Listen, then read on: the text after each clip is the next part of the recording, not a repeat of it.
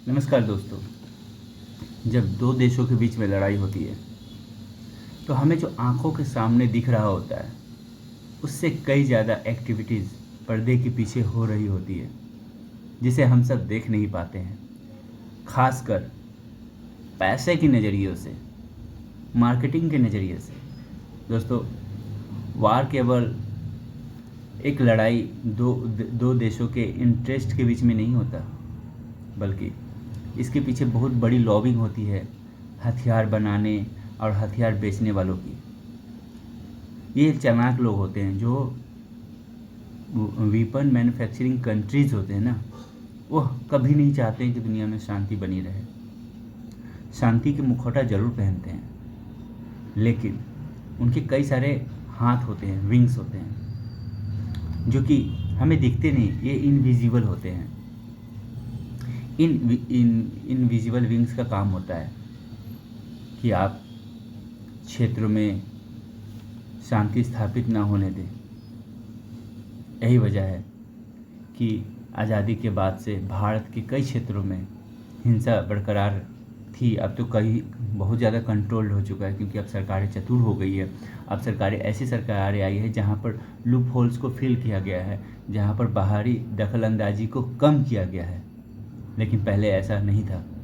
यही वजह है कि नॉर्थ ईस्ट में आपने देखा होगा कि पहले कितनी ज़्यादा हिंसा होती थी, और नॉर्थ ईस्ट के जो पड़ोसी देश है वहाँ से हथियार आते थे। हालांकि वो सप्लाई नहीं करते थे, मैन्युफैक्चरिंग कंट्रीज़ करती थी। खासकर किसी का नाम लेना उचित नहीं है, लेकिन फिर भी मैं सब जो वर्ल्ड के टॉप मैन्युफैक्चरिंग कंट्रीज़ है, वेपन मैन्युफैक्चरिंग कंट्रीज़, उसके बारे में सब जानते हैं। अमेरिका हो गया, फ्रांस हो गया, इज़राइल हो गया, चाइना हो गया, इवन टर्की आजकल हथियार बेच रहा है सऊदी को, पाकिस्तान को और दूसरे मुस्लिम कंट्रीज़ को। तो दोस्तों, the war between two countries is not only war of weapons, war of money as well. तो यहाँ पर सभी कंपनियाँ एक दूसरे के ऊपर सुपरमेसी दिखाने की कोशिश करती है। जैसे भारत और पाकिस्तान का जो एक कन्फ्रंट्रेशन हुआ था 3 से 4 दिनों का, इस बीच में हर देश अपने अपने इंटरेस्ट के अनुसार इस कन्फ्रंट्रेशन को देख रहा है। पाकिस्तान कहीं ना कहीं एक एज लेते हुए दिख रहा है भारत के ऊपर when it comes to a lobbying. Pakistan अकेले का नहीं कहूँगा, पाकिस्तान और चाइना। पाकिस्तान जानबूझकर चाइनीज़ वेपन्स का नाम ले रहा है कि हमने J-10C और JF-17 थंडर जेट का इस्तेमाल करके भारतीय एयरक्राफ्ट्स को गिराए हैं, कथित रूप से। ये पाकिस्तान का क्लेम है, जिसे बढ़ा चढ़ाकर और लोग पेश कर रहे हैं because of Chinese lobbying. Chinese lobbying कुछ देशों में बहुत मजबूत है। चाइना अपने प्रोडक्ट को ब्रांडिंग के लिए बहुत पैसे खर्च करता है, कहीं न कहीं अमेरिका को भी पछाड़ते हुए दिख रहा है। यही वजह है कि न्यूयॉर्क टाइम्स जैसे प्रतिष्ठित अखबार भी चाइनीज़ वेपन्स को बढ़ा चढ़ाकर पेश कर रहे हैं। वो आर्टिकल्स लिख रहे हैं कि किस तरह से पाकिस्तान ने चाइनीज़ एयरक्राफ्ट और चाइनीज़ मेड मिसाइल्स और ड्रोन का इस्तेमाल करके भारत को नुकसान पहुंचाया है। हालांकि कोई पुख्ता सबूत नहीं है उनके पास। जैसा कि भारत ने तो वीडियो एविडेंस भी पेश किए हैं, पिक्चर्स पेश किए हैं, दिखाया है कि किस प्रकार पाकिस्तान के एयर बेसेस को नष्ट किया है भारत ने। ये इतना आसान नहीं होता है। किसी भी देश का सबसे मजबूत जो गढ़ होता है वो एयर बेस होता है, क्योंकि वहीं से आप हथियार को अटैच करते हैं एयरक्राफ्ट्स में और फिर अटैक करते हैं अपने दुश्मन पर। वहीं से एयरक्राफ्ट टेक ऑफ लेता है, और सबसे मजबूत किले पर भारत ने टारगेट किया सक्सेसफुली। इतना आसान नहीं होता है, क्योंकि हर देश अपने दुश्मन देश के against anti missile defence system जो है वो लगा के रखते हैं। पर भारत ने उसे मात देकर अटैक किया और प्रूफ भी दिया। लेकिन पाकिस्तान ने कोई प्रूफ नहीं दिया, कोई स्ट्रॉन्ग एविडेंस जिसको कहते हैं उसे पेश नहीं किया, और फोटोशॉप्ड पिक्चर्स सोशल मीडिया में डाला है, जिसे लोग रेडिकूल कर रहे हैं, मजाक उड़ा रहे हैं। बहरहाल, जो चाइनीज़ कंपनी है उसका नाम है माओलावी एरिम माफ़ी चाहूँगा, AVIC चेंगडू एयरक्राफ्ट, इसने ही बनाया है J-10C और JF-17 को।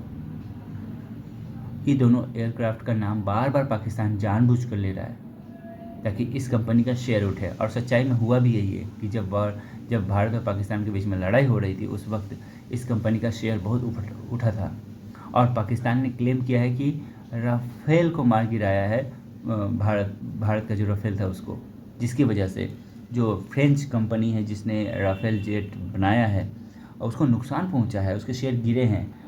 डसॉल्ट एविएशन कंपनी है जिसने राफेल को बनाया है। तो दोस्तों साफ है कि अब लॉबिंग ज़बरदस्त हो रही है। मुझे लगता है कि अब भारत को आगे आना चाहिए, अब भारत को भी अपनी लॉबिंग करनी चाहिए, क्योंकि भारत भी एक वेपन इंपोर्ट करने वाला देश है और कई सारे देशों को अपना हथियार भारत ने बेचा है और भविष्य में भी बेच सकता है। तो इसलिए ज़रूरी है। अभी देखिए कि उत्तर प्रदेश में ब्रह्मोस मिसाइल का प्रदर्शन चल रहा है, डिस्प्ले चल रहा है। कई सारे एयर शो में भारतीय जो फाइटर जेट्स हैं उसको दिखाया जा रहा है, इसलिए ताकि भारत भी अपने इकोनॉमी को बूस्ट कर सके हथियार बेचकर। तो भारत लॉबिंग क्यों नहीं कर पा रहा है, जबकि भारत के पास तो कहने के लिए बहुत कुछ है। भारत ने देखिए, मैं गिना सकता हूँ, नाम मैंने नोट किया है कि पाकिस्तान के किस किस एयरबेस को भारत ने नुकसान पहुँचाया। और those are the main airbase of Pakistan, यानी पाकिस्तान के पूरे डिफेंस सिस्टम को तबाह किया भारत ने और अपनी क्षमता दिखाया है कि हम वहाँ तक पहुँच सकते हैं। और ऐसा नहीं कि भारत ने केवल फ्रेंच या रशियन वेपन्स यूज़ किए, भारत होम ग्रोन मिसाइल्स और एंटी मिसाइल सिस्टम भी यूज किए हैं। आकाश का नाम आ रहा है, ब्रह्मोस का नाम आ रहा है, ये सब भारत ने खुद बनाया है। तो दोस्तों पाकिस्तान के जिन एयरबेस को भारत ने नुकसान पहुंचाया है उसका नाम है जैकोबाबाद एयरबेस जो कि सिंध में है, भोलारी एयरबेस सिंध में है, सुक्कू एयरबेस ये भी सिंध में है, नूर खान एयरबेस ये रावलपिंडी और इस्लामाबाद के बीच में है, जो कि बहुत स्ट्रेटेजिकली वेरी इंपॉर्टेंट। वहाँ तक भारत पहुँच गया, भारत के मिसाइल्स पहुँचे हैं। दोस्तों दूसरा है रहीम यार खान और मुसफ एयरबेस, ये सारे airbase they are very important for Pakistan. और वहाँ तक अगर भारत का मिसाइल पहुँच गया है तो आप सोचिए कि भारत के मिसाइल्स कितने सटीक हैं, क्षमता रखते हैं दुश्मन के टारगेट को डिस्ट्रॉय करने के लिए।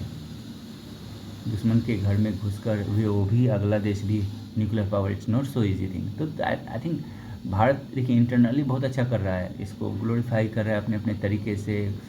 कुछ लोग क्रिटिसाइज़ कर रहे हैं, कुछ लोग नहीं कर रहे हैं। मीडिया हाउस तो डे वन से ही वाहवाही में लगा हुआ है। चलिए it's not a bad thing, war situation में आपको सरकार का साथ देना ही चाहिए, बैकिंग करनी चाहिए हमारे आर्म फोर्सेस को, पर इंटरनेशनली भी करना चाहिए। वक्त आ गया है। और डोनाल्ड ट्रंप काफ़ी ज़्यादा नुकसान पहुंचा रहा है भारत की छवि को, बार बार क्लेम करके कि मैंने युद्ध रुकवाया है, मैंने ये किया, मैंने वो किया है।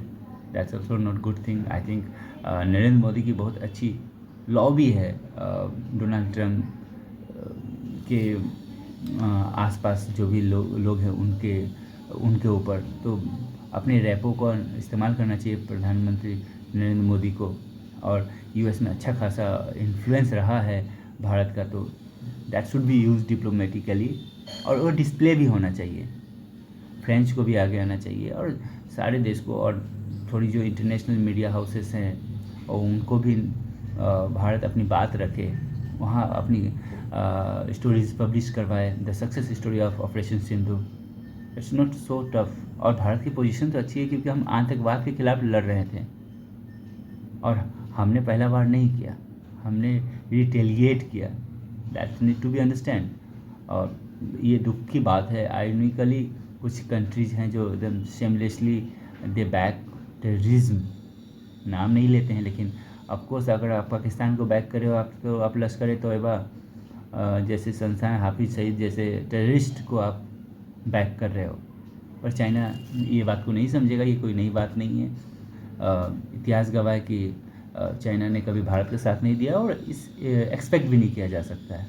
लेकिन हाँ, भारत के जो ऑल वेदर फ्रेंड्स कंट्रीज़ जिन्हें कहा जाता है, भारत को चाहिए कि उन देशों को साथ लेकर आए और इंटरनेशनली भारत खुद को इस्टेब्लिश करे एक वेपन मैन्युफैक्चरिंग कंट्री के रूप में। हमारे पास ऑलरेडी है HAL और DRDO ने काफ़ी सारे अच्छे अच्छे हथियार बनाए हैं, और भी है। I am not a defence expert कि मैं सब कुछ डिटेल में बता सकूं, आप गूगल कर सकते हैं, लेकिन बस मकसद ये था आपको बताने का कि कहीं पाकिस्तान एक झूठा नैरेटिव बनाकर चाइना को फ़ायदा ना पहुंचा दे, या चाइना कहीं इससे इनको ज़्यादा फ़ायदा ना हो जाए। तो भारत को need to react on the global stage. Thank you दोस्त, थैंक यू।